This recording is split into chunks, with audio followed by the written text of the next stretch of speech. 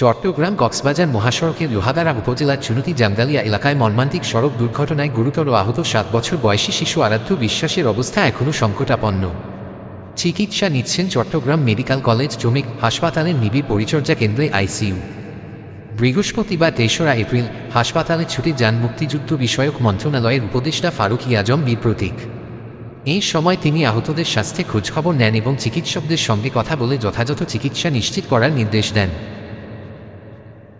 বুধবার ২রা এপ্রিল সকালে চট্টগ্রাম কক্সবাজার মহাসড়কে বাসের সঙ্গে মাইক্রোবাসের মুখোমুখি সংঘর্ষে মোট ১০ জন নিহত হয়। এই ঘটনায় আহত হয়ে শিশু আরাধ্য বিশ্বাসসহ ৩ জন চট্টগ্রাম মেডিকেল কলেজ হাসপাতালে চিকিৎসা নিচ্ছেন। এর মধ্যে আরাধ্য বিশ্বাস ও তাসলিমা ইসলাম প্রেমা কুড়ি আছেন চমেক হাসপাতালের আইসিইউতে এবং আহত অপরজন দুর্জয় ২৫ চিকিৎসা নিচ্ছেন হাসপাতালের ২৬ নম্বর ওয়ার্ডে। বুধবারের ভয়াবহ এ দুর্ঘটনায় মারা যান শিশু আরাধ্য বিশ্বাসের বাবা দিলীপ কুমার ও মা সাধনা রানী। তারা ঝিনাইদহের শৈলকুপা উপজেলার বোয়ালিয়া গ্রামের বাসিন্দা। বুধবার রাতেই স্বজনদের বুঝিয়ে দেওয়া হয় লাশ। বৃহস্পতিবার সকালেই সম্পন্ন হয়েছে তাদের শেষকৃত্য। অথচ একমাত্র মেয়ে আরাধ্য জানে না তার সঙ্গে আর কোনোদিন দেখা হবে না বাবা-মার। এমনকি মা বাবা যে বেঁচে নেই তাও জানে না আরাধ্য। তার ভরসা এখন বৃদ্ধ দাদু দুলাল বিশ্বাস।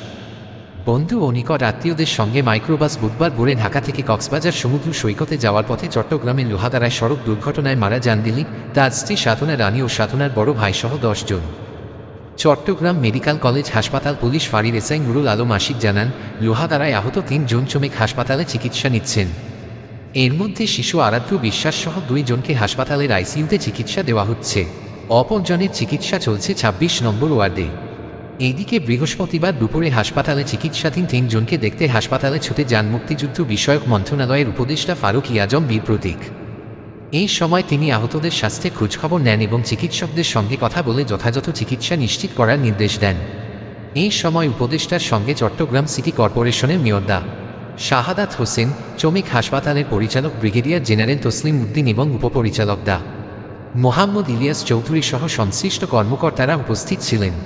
সড়ক দুর্ঘটনায় নিহত ১০ জনের মধ্যে দুহাজারী হাইওয়ে থানা পুলিশ বুধবার রাতে ৮ জনের এবং পাঁচলাইশ থানা পুলিশ অপর ২ জনের লাশ স্বজনদের কাছে হস্তান্তর করে।